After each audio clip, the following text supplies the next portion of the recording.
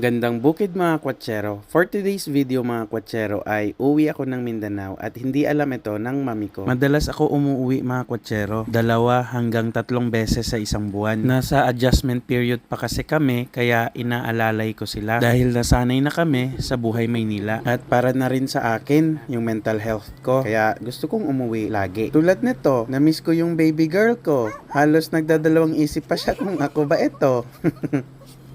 Tulad ng ganitong moment mga kwatsero ay walang kasing halaga. Pakiramdam ko yung 2 linggong pagod ko sa Maynila ay napawi na.